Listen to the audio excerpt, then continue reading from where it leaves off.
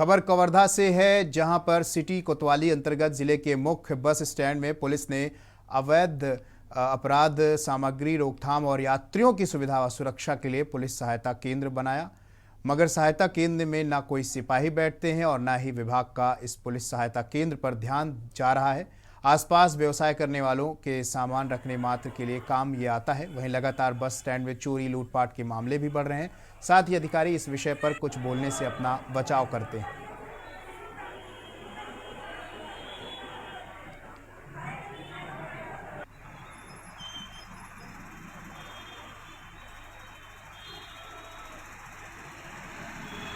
इसमें चोरी होता है सर, बस स्टैंड में कोई मुसाफिर रहता नहीं है तो मुसाफिर परेशान करते हैं। यहाँ पे रहते हैं तो रात्रि सेवा में 4-5 लड़के आते हैं हमें सर, उसको हटाना है और 2 पुलिस यहाँ व्यवस्था कीजिए। क्या यहाँ पुलिस की व्यवस्था नहीं? नहीं, पुलिस की व्यवस्था।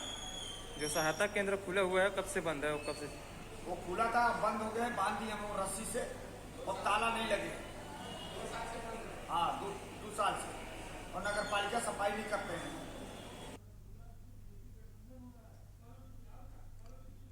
कोरबा जिला के नगर सेनानी कमांडेंट द्वारा ग्रामीण क्षेत्र एवं नगर के युवाओं को प्राकृतिक आपदा से निपटने हेतु 12 दिवसीय विशेष शिक्षक प्रशिक्षण देकर तैयार किया जा रहा है। समय आने पर किसी भी प्राकृतिक आपदा जैसे आग, तूफान या बाढ़ की स्थिति से निपटने के लिए पूरे साजो सामान के साथ 11 चीज़ों से रूबरू तैयार कर रहे हैं, जिससे युवाओं में प्राकृतिक आपदा से निपटने के लिए सशक्त एवं निर्भीक रहे।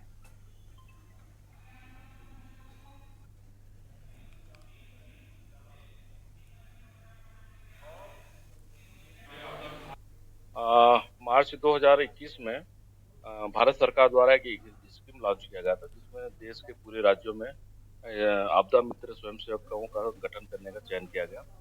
और इसी परिप्रेक्ष्य में छत्तीसगढ़ में 4 जिलों का चयन किया गया है, जिसमें रायपुर, राजनांदगांव, कोरबा और सुकमा। कोरबा जिले के लिए 300 आपदा मित्रों का चयन हमने 2021 में किया था और नॉमिनेशन जो है भारत सरकार को दिल्ली भेज दिया गया था। उन्होंने नॉमिनेशन रजिस्ट्रेशन होने के बाद जो है अभी इस साल बजट दिया है कि इन आपदा मित्रों को प्रशिक्षण दिया जाए, और प्रशिक्षण का संचालन जो है नगर सेना के कमांडेंट मैं स्वयं टीबी सितार को दिया गया है। यहाँ आपदा मित्र का बारे में ट्रेनिंग दिया जा रहा है यहाँ, और यहाँ बाढ़ और आग फैक्ट्री में जो आपदा होता है उसके बारे में अच्छे से बताया जा रहा है। जो भी यानी कि कैसे निपटना है, क्या क्या सामान, क्या क्या टूल्स, हर चीज़ की यानी अच्छे तरीके से यहाँ जानकारी दिया जा रहा है, ताकि भविष्य में कुछ भी घटना हो तो हम उससे निपट सकें।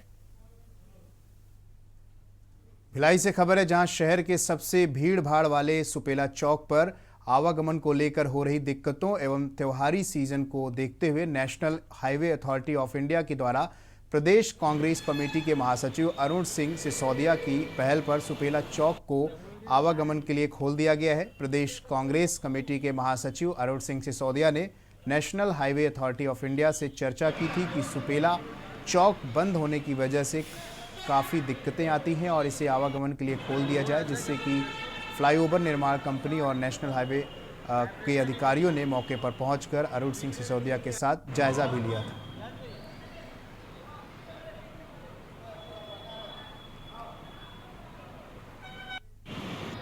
देखिए, पिछले काफ़ी समय से इस ब्रिज निर्माण को लेकर यहाँ के पूरे रास्ते बंद थे। स्थानीय लोगों को बहुत समस्या हो रही थी, चाहे वह व्यापारी हो, चाहे आम नागरिक हो, चाहे ऑटो रिक्शा चालक हो, चाहे मोटरसाइकिल चालक हो। इसको लेके हम लोगों के द्वारा कांग्रेस पार्टी के एक प्रतिनिधि मंडल ने आदरणीय कलेक्टर साहब से भी मुलाकात की, और उसके साथ NHAI के जो प्रमुख अधिकारी हैं उनसे चर्चा करने के बाद एक पूरी संयुक्त टीम बनाकर पूरा निरीक्षण किया गया, और निरीक्षण में जो समझ में आया उसके अनुसार इसे तुरंत चालू करना चाहिए, ऐसा हम लोगों ने मांग किया, जिसको कि अधिकारियों ने पूरी ताकत लगा के पिछले 4-5 दिन से काम करते हुए आज ये सुपेला चौक चालू कर दिया।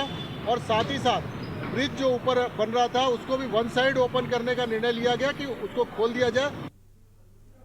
बेरोजगार युवकों को आउटसोर्सिंग पर कोल सैंपलिंग करने वाली एक ठेका कंपनी ने नौकरी पर लगाने का झांसा देकर ठगी करने वाले गिरोह का भंडाफोड़ हुआ है। पुलिस ने गिरोह के सरगना प्रमोद राउत को गिरफ्तार कर लिया है, जबकि गिरोह के लिए बेरोजगार युवकों की तलाश और फर्जी ऑफर लेटर जारी करने वाले लोक सेवा केंद्र के संचालक की पत्तासाजी की जा रही है। वहीं इस युवाओं में इसको लेकर काफ़ी आक्रोश भी देखने को मिला है।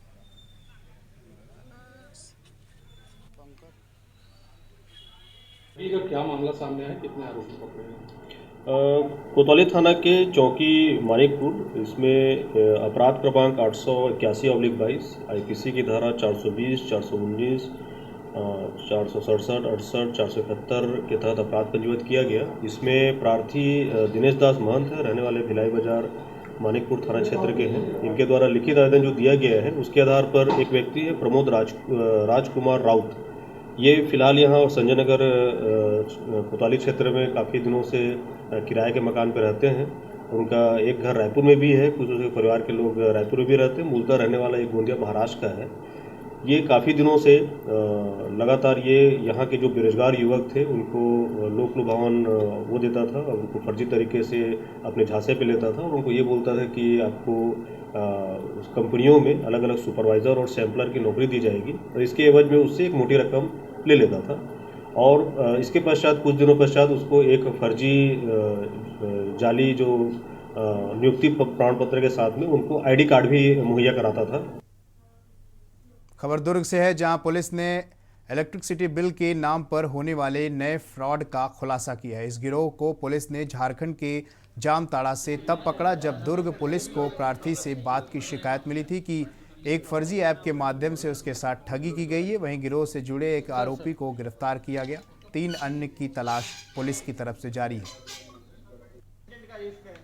साइबर फ्रॉड के बहुत सारे ग्रुप काम करते हैं। आज एक बहुत बड़े ग्रुप को हमें पर्दाफाश करने में कामयाबी मिली है। ये ग्रुप एजेंसी से वेरीफाइड नंबर्स लिया करता था और फर्जी नाम पे सिम खरीदा करता था, लोगों को फ़ोन करके क्विक सपोर्ट ऐप डाउनलोड कराया करता था और उसके बाद एक लिंक भेजा करता था जिसमें कि रिचार्ज करने की बात की जाती थी और जैसे ही रिचार्ज होता था ये पूरे इनके debit card details OTP hack हो जाता था और इससे ये उसके पूरे डेबिट कार्ड को खाली कर देते थे।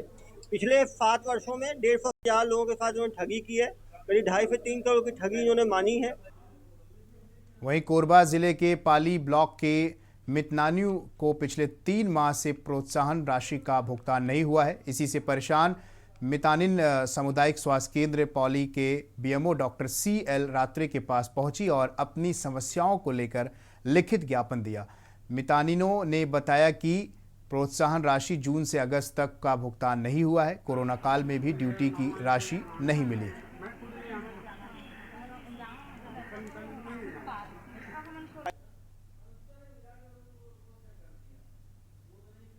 हम लोग पाली ब्लॉक में खंड चिकित्सा अधिकारी से सौजन्य मुलाकात करने आए थे। हम लोग का 3 महीना का वेतन नहीं मिला है, इसलिए आए थे। और कोरोना काल में जो भी ड्यूटी किए हैं हमारी मितानिन बहनें लोग, उनका भी पैसा नहीं आए हैं, इसलिए आए थे।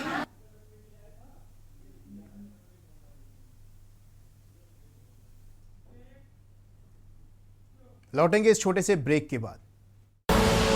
आप देख रहे हैं के न्यूज, खबरों का सारथी। गोल्डी हिंग का तड़का लगे तो सभी दबा के खाते हैं। गोल्डी हिंग, कण कण में जान। करें अपने जीवन को कृतार्थ, सुने श्रीमद् भागवत कथा रोज प्रातः 6 बजे मेरे साथ सिर्फ के न्यूज इंडिया।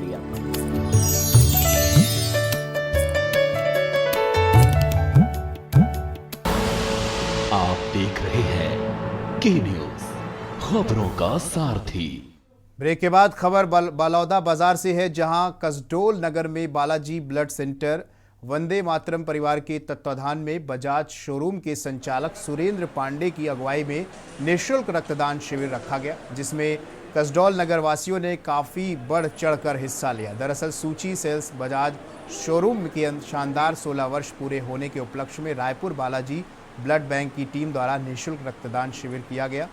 बजाज शोरूम के संचालक सुरेंद्र पांडे ने बताया कि कसडोल नगर में उनके सेवा के 16 साल हो चुके हैं और हर साल की भांति इस साल भी इस शिविर का आयोजन रखा गया। सूची सेल्स बजाज शोरूम के संचालक मीडिया से बातचीत करते हुए ब्लड डोनेशन के लिए सबको आगे आने की भी बात कही।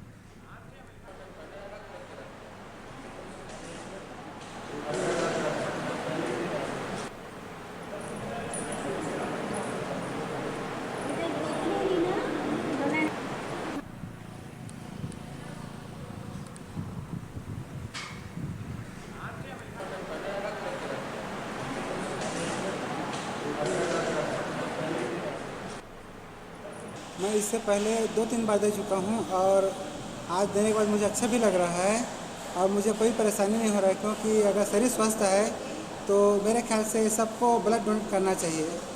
और सर रक्तदान शिविर का आयोजन किया गया है, तो इसमें सर आज सुजीत सेल्स का मतलब 16वीं वर्षगांठ होने जा रही है, जिसके मतलब तत्वाधान में आज नहीं कि रक्तदान शिविर का आयोजन किया गया है।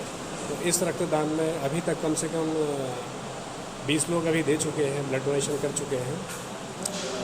सितंबर 2019 में पहली बार हमारी संस्था के द्वारा आयोजन किया गया था। उसमें सब लोगों की इच्छाओं को ध्यान में रख कर के कोविड की वजह से 2 साल पोस्टपोन्ड हो गया। अभी दूसरी बार हमारी संस्था के द्वारा लगाया जा रहा है। यह विशुद्ध रूप से एक जन सेवा के कार्य के रूप में इसको किया जाता है और ज़रूरतमंदों की ज़रूरत को पूरा करने के लिए रक्तदान शिविर हमारे द्वारा लगाया जाता है।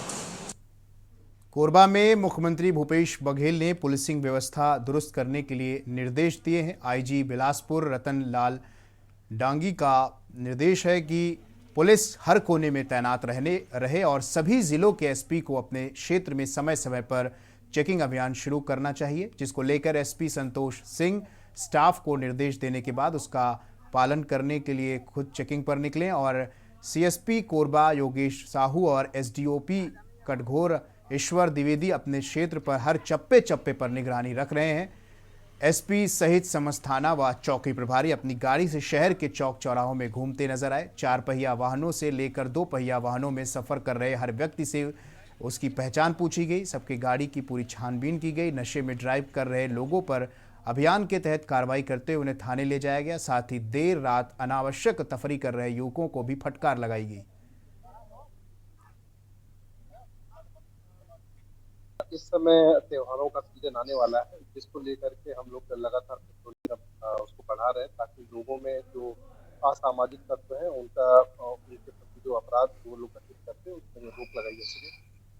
Range IG Shri Ratanlal Dangi sir ने भी निर्देश दिया कि अभी सभी जिलों में रात्रि पेट्रोलिंग विशेषकर बढ़ाने की जरूरत है। उसको लेकर के आज हम लोग पूरे जिले में हर जगह चौक चौराहों पे अलग अलग चीजों में हम लोग चेक कर रहे हैं, जिसमें बहुत सारे ऐसे लोग जो है ड्रंक एंड ड्राइविंग करते हुए भी पकड़े गए। कुछ ऐसे लोग हैं जिनके पास ऐसी चीजें मिली है जो संदिग्ध चीजें।